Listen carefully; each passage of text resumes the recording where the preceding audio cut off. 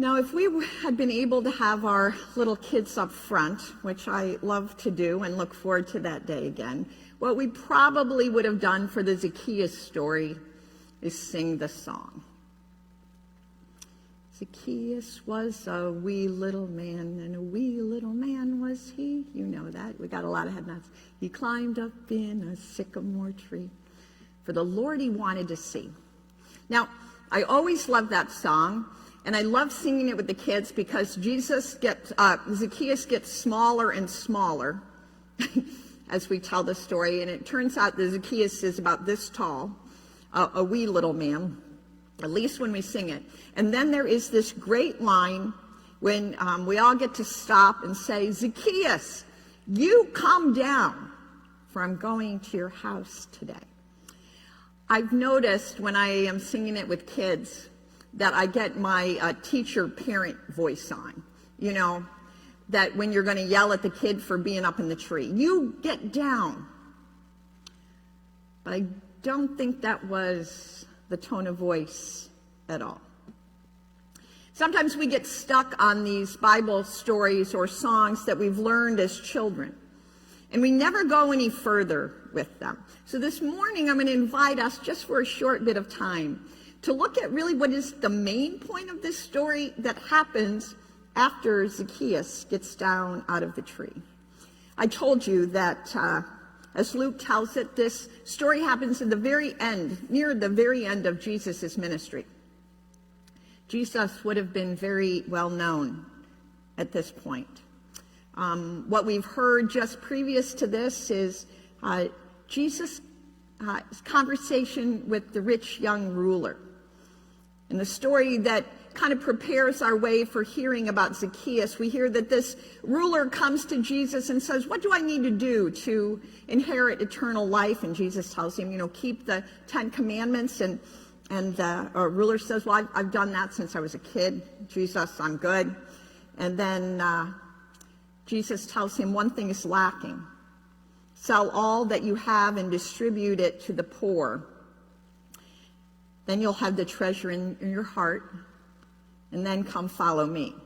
And we're told in that story that when this other rich ruler, this other rich man heard this, he became very sad. He became very sad. And we get the idea from the story, the way it ends, is that this other rich one did not follow Jesus. So maybe as the gospel writer Luke was telling this story about Zacchaeus, he wanted us to know that this was a choice. He wanted us to know that there was a choice. Because this encounter goes quite differently. We know the beginning of the story. It says Jesus and his disciples are entering Jericho. And we are told that there is one who's really excited about seeing Jesus. What we're told about this man, Zacchaeus, is that he's a chief tax collector, not just any tax collector, but a chief tax collector, and that he's very rich. So maybe we're kind of being set up for the one who's going to turn away, right? We know how those rich ones go. Well, what happens then is this Zacchaeus must have had a lot of notoriety. People would have known his name. For when Jesus is approaching, and when Jesus gets under the tree, he calls out to this one by name. It's not like, hey, you up in the tree. It's Zacchaeus. Zacchaeus, come down. I'm going to your house. Now, there's a couple of opinions on how Jesus knew Zacchaeus' name.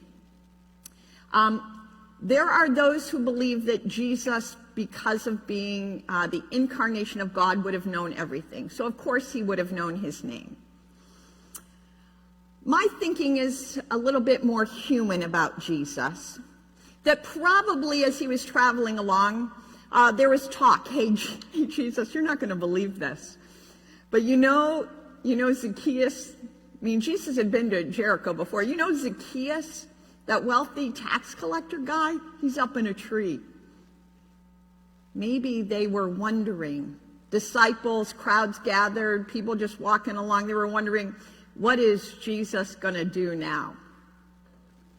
They probably didn't anticipate what Jesus was going to do now. These two very well-known men, a face-off, one in a tree and one on the ground. What was Jesus going to do when he got to the tree? What would Jesus do, right? Again, if you're writing a children's book where you get to choose the ending, what would Jesus do when he got underneath the tree? Would he walk on by? Would he yell at him up in the tree and tell him to get down? Would his voice be harsh and judgmental? I imagine the disciples might have had some talk amongst one another. Who knew best about what Jesus would do? I don't know that anyone, maybe some of them, anticipated that Jesus would say this very thing. Zacchaeus, in a calling, imploring, inviting voice, Zacchaeus, come on down, for I must stay at your house today. See, it said he's going to stay at his house? I always thought he was going to have tea. There's one version of the little kid's song that says, for I'm coming to your house for tea. Kind of just a stopover, just a pass by. That's not what the story tells us. It says, I'm coming to your house to stay at the home of a rich tax collector. It seems so nice to us, but remember, none of this eating with tax collectors or sinners was ever nice. In fact, we hear again the same complaint, the same grumbling that we've heard from scribes and Pharisees from the beginning of Jesus' ministry. Why is this man, who some believe to be holy, violating our very religious teaching and law? You can't be God. You can't be Son of God. You can't be one of us if you're going to keep doing this, Jesus. If you keep aligning yourself with those who do not keep the law. You can't go to him, Jesus. You can't keep doing these things publicly and not expect there's going to be a cost. That there's going to be a cost. So here is Jesus eating with this man. He appears to be staying at his house. And something happens in that time at his house. It says Zacchaeus hurried down and was happy to welcome Jesus. Heart already strangely warmed, as us Methodists would say. There must have been a conversation. There was, that we aren't in on. But we know something dramatic happened. Something dramatic happened in this exchange between Jesus, this Holy One, and Zacchaeus, known as a sinner. Because Zacchaeus' life was changed. Zacchaeus was transformed, was changed completely by Jesus' call and by his presence.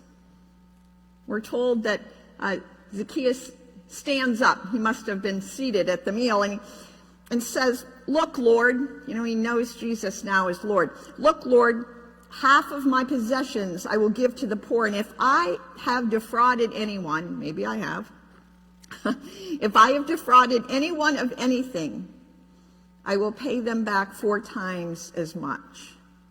These are powerful words about what Zacchaeus is going to do. Note, this is not a proclamation of faith like we would think of it. Zacchaeus here doesn't say you are the Son of God or any kind of particular formulation of doctrine. What we hear is Zacchaeus' desire, because of encounter with Jesus, to change his life, to change the way he values people, to change the way he values money. Because of this encounter with Jesus, Zacchaeus' life is completely changed. And more than just what might be a formulation of faith. He says, I'll give half of my possessions, half of my wealth to the poor. Not a tenth, not a tithe, half. And if I've defrauded anyone, I'm not just going to pay him back what I owe him. I'm going to give him back 4 times what I took from them.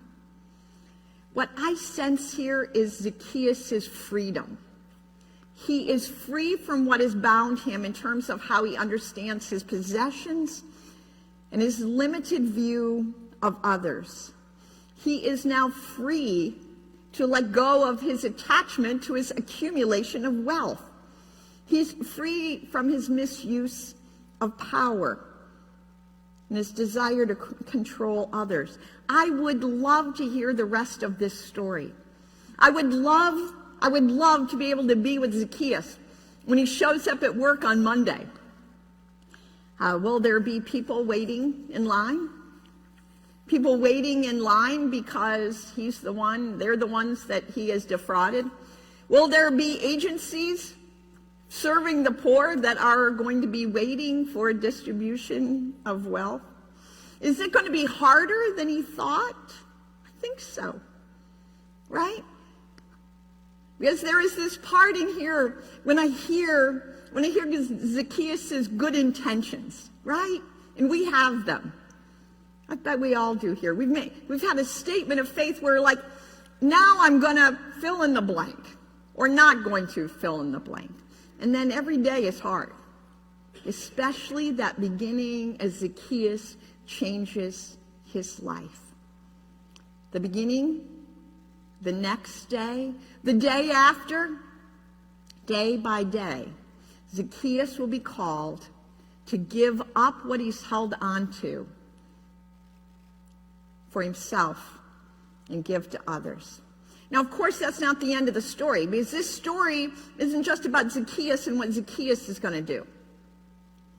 No, we can't leave the story there. We must go back.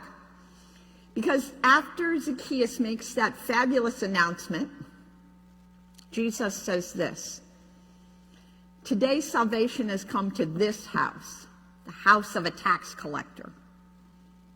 Today salvation has come to this house, because he too, this man Zacchaeus, is the son of Abraham. For the Son of Man has come to seek out and to save. Jesus, when he made that call to Zacchaeus up in the tree, he wasn't calling him out to criticize or condemn him. Jesus was calling out Zacchaeus so that Zacchaeus might be saved.